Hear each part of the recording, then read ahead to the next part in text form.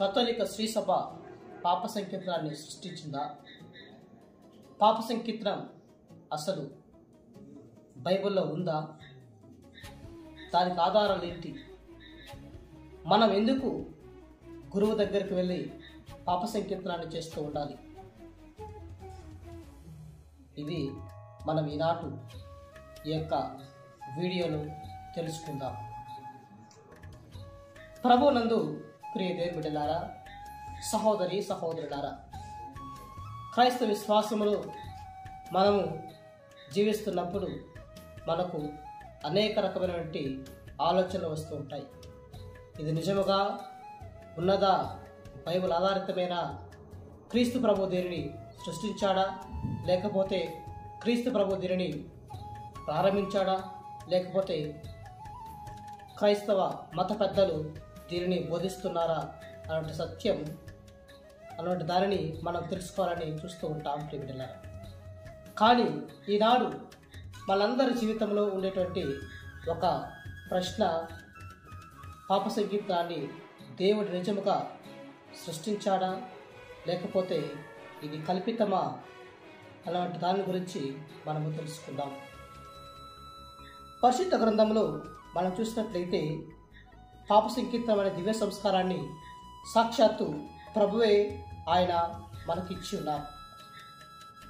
యోహాను సువార్త 20వ అధ్యాయము 23వ వాక్యములో మనకు ఈ విధముగా తెలుపబడి ఉంది.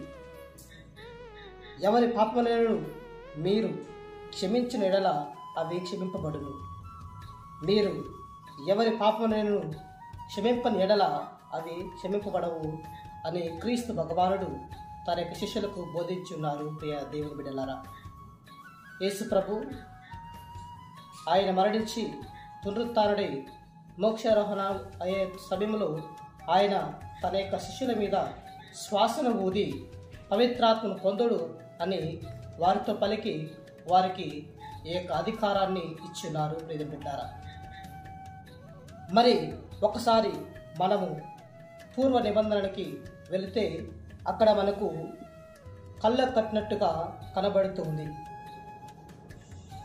లేవి కాండము 5వ అధ్యాయము 5-6 వాక్యాలు మనకు ఈ విధంగా స్పష్టంగా తెలియబడుతుంది. పాపమును కట్టుకొనిన వాడు ఆ దోషమును అంగీకరింపవలెను. అతడు తన పాపమునకు ప్రాయశ్చిత్తముగా ఆడమేకను లేక గొర్రెను పాప పరిహార బలిగా సమర్పించాలి అనేటువంటి సత్యాన్ని ఏర్పరుస్తుంది. బిడ్డలారా, ఇక్కడ యాజకుడు ప్రజల యొక్క పాపాలకి నిమిత్తము ఆయన ప్రాయశ్చిత్తం చేస్తూ ఉండేవాడు. దానిని మనము హీబ్రూ భాషలో యోమ్ కిప్పూర్ అని అంటూ ఉంటాం, ప్రాయశ్చిత్త దినం.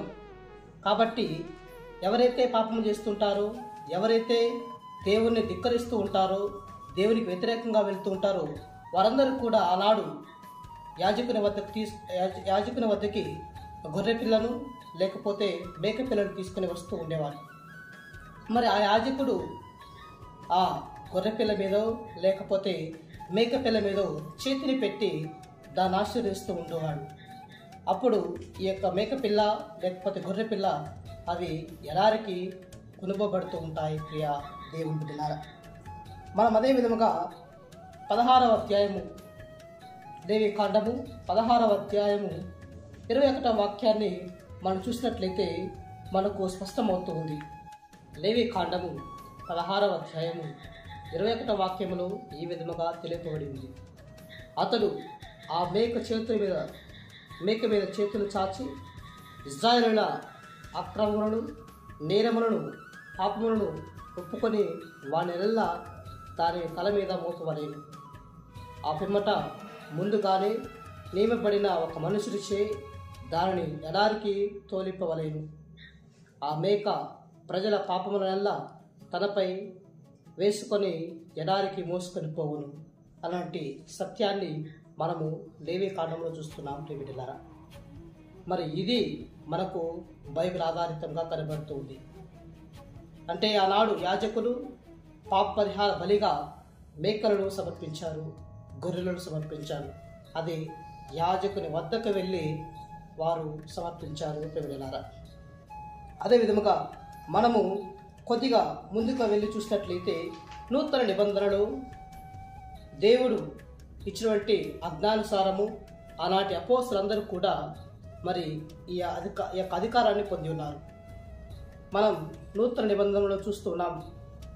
కొరింథీయులకు రాసినటువంటి 2వ లేఖ 6వ అధ్యాయము 18వ వాక్యములు పునీత పౌలు గారు ఈ విధంగా తెలియజేస్తున్నారు. ఇదంతయు దేవుని వలన జరిగినది.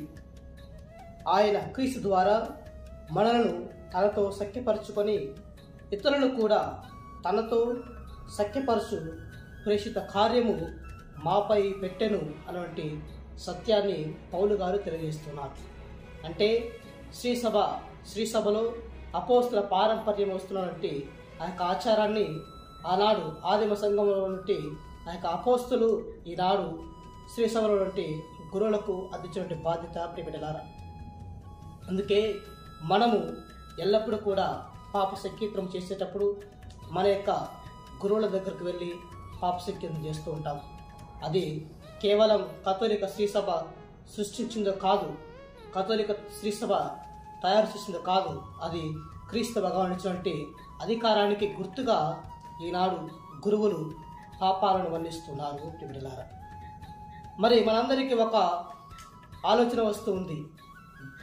మనము మరి సరిగ్గా దేవుని దగ్గరికి వెళ్ళి మన పాపాలను ఒప్పుకోవచ్చు కదా, ఎందుకు గురువు మధ్యలో ఉన్నాడు అలాంటిది మనకు వస్తూ ఉంది. ప్రియబిడ్డలారా, ఆనాడు దేవుడు మరి ఇజ్రాయెల్ ప్రజలు పాపం చేసినప్పుడు వారికి మధ్య యాజకుడు ఏ విధంగా ఉండి బలిని సమర్పించి ఉన్నాడో, ఈనాడు మానవాళి పాపం చేసినప్పుడు గురువు దేవునికి ప్రజలకు మధ్యగా ఒక అపర క్రీస్తుగా ఉండి ఆయన బలులు సమర్పిస్తున్నాడు. వారి కోసం, వారి పాపాల కోసం ఆయన మరి తన యొక్క సేవను కొనసాగిస్తున్నాడు ప్రియబిడ్డలారా. కాబట్టి ఇటువంటి సత్యాన్ని మనం ఎల్లప్పుడూ కూడా తెలుసుకుంటూ దానిని ఆచరించడానికి ప్రయత్నించుతాం. ప్రియ దేవుని బిడ్డలారా, ఈ పరిశుద్ధమైన సమయంలో దేవుడు మనల్ని మన కుటుంబాలను దీవించాలని భక్తిపూర్వకంగా ప్రార్థన చేద్దాం. ఆమేన్.